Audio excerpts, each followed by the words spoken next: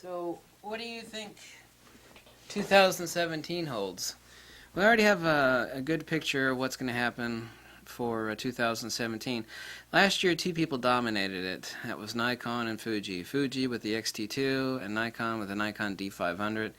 The D5 just fell flat on its face. Nobody is talking about the D5. I mean, the crickets are chirping. And when I said that, at the very, very outset, everybody said, "Oh, you're so full of crap. That's a Nikon flagship camera." I was like, nope, I'll be proven 100% right, and I was. Now I see all these threads, people saying, I got rid of my D5, and I bought a D500, and I had 4,000 left over to, buy lenses and crap. I see those threads all the time as well. We know that 2017, the camera I'm really waiting for, believe it or not, is the X100F Fujifilm. The GFX medium format Fuji is going to come out. They're also going to come out with a couple lenses. So that's already going to spell huge. Fuji's going to get it right. It won't be a flop. It won't be a flop. It's not even possible that it will be a flop. Other companies like, we'll see if it's a flop or not. It won't be a flop from Fuji. By the way, I've got, even though the Nikon D500, I've got two of them. All the respect in the world, I got more Nikon lenses than I should ever have. I mean, way too much Nikon stuff. Fuji are the people that are actually doing the best job overall. And Fuji's not going to make a full-frame camera. I already listed the countless, endless reasons why they're not going to do a full-frame camera. However, this is Nikon's 100th anniversary, and they're either going to score a huge hit or they're going to fizzle out. And, I'm not going to prognosticate which of the two is the case, but I do know that Nikon has been preparing endlessly. The zeitgeist and the Japanese ethos, corporate ethos, demand that 100th anniversary means that there's always something really huge going to roll out on the 100th anniversary. And it's not going to happen until June or July, which is when Nikon's birthday is. So that's when the Super Awesome is going to roll out. What the hell it is, I have no idea. I'm basically 100% certain. I know that Nikon's going to come out with like a new 300mm 2.8. Has to happen. I know it's going to be like a D750 replacement. So it'll be basically like a full-frame version of the Nikon D500. But I also am nearly certain that they're going to roll out something magical, which is a replacement for the Nikon DF, and it's going to be something amazing and very, very unique, and it's going to turn heads because Nikon demands it. The Japanese ethos, 100th anniversary on a super huge billion-dollar company like Nikon, it has to happen. So, all indications, there's every indication in the world of what Fuji's rolling out for this year.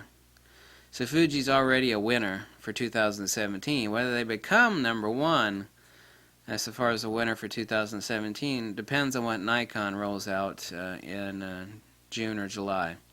That's when the big surprise is going to come out. Canon, not going to do nothing. Sony, supposedly they're going to come out with a new A7R replacement, A7R3 or whatever they're going to call it. It's going to have dual XQD card slots. It's going to have an RGBW sensor in it, which is going to have amazing dynamic range and insane low light performance. I mean, that's already a proven entity. However, even though the camera's not out yet, they say history is a strong indication of the future. In other words, like if Joe has been put in jail 10 times before for like hitting on women, it's probably pretty likely in the future Joe is going to be put in jail for hitting on women. You know how that works? So I can predict exactly that it will be a rushed to market product. I said rushed to market. It'll be very, very impressive on paper only. Only impressive on paper. And it will have every bit of the image as that I described. And it will have dual XQD card slots, which means it'll have a bottomless buffer. But, there'll be supply chain issues. There'll be, the same horrible customer service. I mean, everything, all that stuff's going to remain the same. So even if Sony rolls out a masterpiece like the A7R3, there's no way it's going to beat Fujifilm for 2017. And there's no way it's going to beat the overall picture is what I'm talking about. We'll have to see about Nikon. Nikon is really the only person in play for 2017.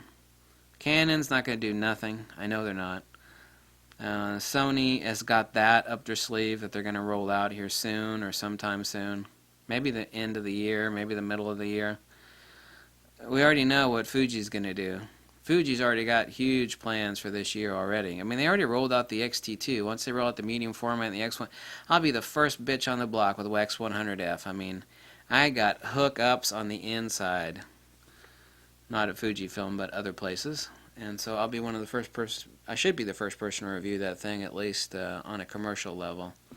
Consumer level, excuse me. So that's a prediction for 2017, but Fuji's the winner.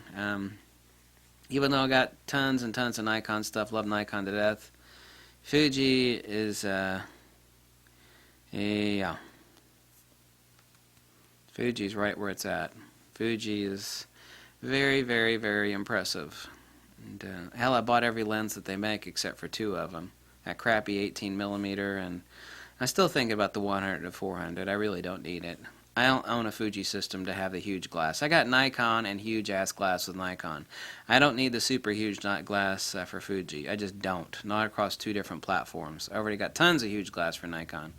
So that's really the main reason I don't own the 100 to 400 to Fujifilm lens. So that's it for 2017, and my prediction in this video will come true. However, I didn't really predict what Nikon's going to do. That still remains a mystery. We have to wait till June or July to figure out what's going to happen there. Thank you so much. Catch you later. Do svidaniya. Увидимся. Пока. And aloha. Bye.